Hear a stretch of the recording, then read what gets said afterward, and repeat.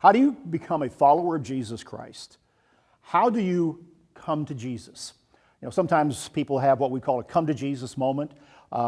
They have an enlightened realization that they need God in their life. They come to a point where they feel this relationship with Jesus Christ, His Son. But how, biblically, do we come to that?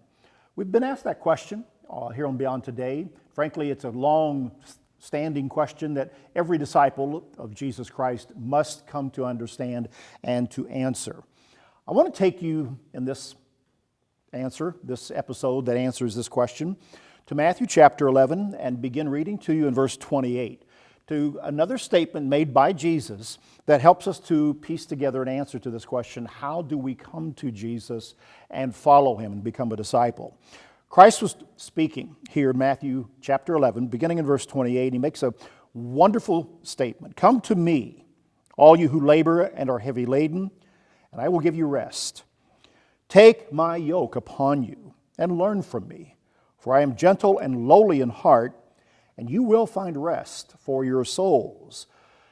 For my yoke is easy," he concludes, "and my burden is light." You probably know that verse, that scripture. It's a comforting one. It's an encouraging one. It's a very open approach that Christ has to us, inviting us to come if you're heavy laden. In other words, the cares of life have burdened you down, knocked you around, given you a lot of hard luck. Come to me, he says, and I'll give you rest. Don't we all want that spiritual rest? Don't we want a pause that refreshes in that sense? Well, we do. And this is the most comforting statement from Christ, and it is aimed at those burdened down with life, who would receive a simple and direct invitation from Christ to come to Him and have a relationship, people whose lives are not cluttered by the idols of illusion. Well, note something though. You go back earlier in that chapter, Matthew chapter 11, and again, following a biblical principle to follow the context.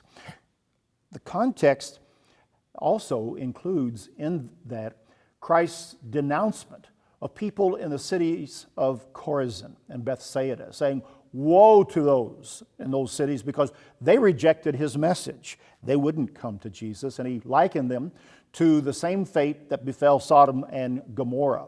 And He even said to the Father in this as well, He said He thanked God in that same chapter that His teaching was, quote, hidden from the wise and the prudent.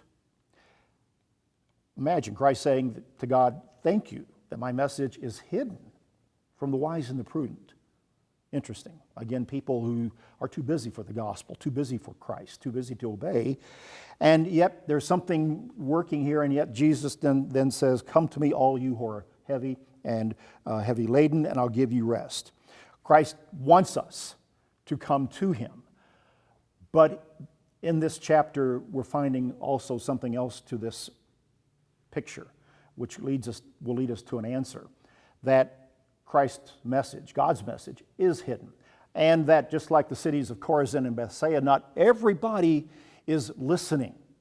Not everybody is understanding. Not everybody is actually seeking to come to Jesus. Not in His first coming during His life, and not certainly today.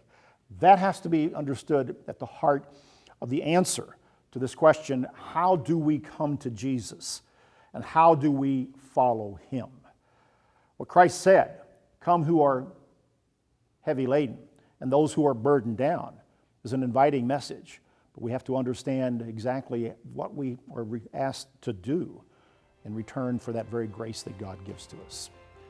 That's BT Daily. Join us next time.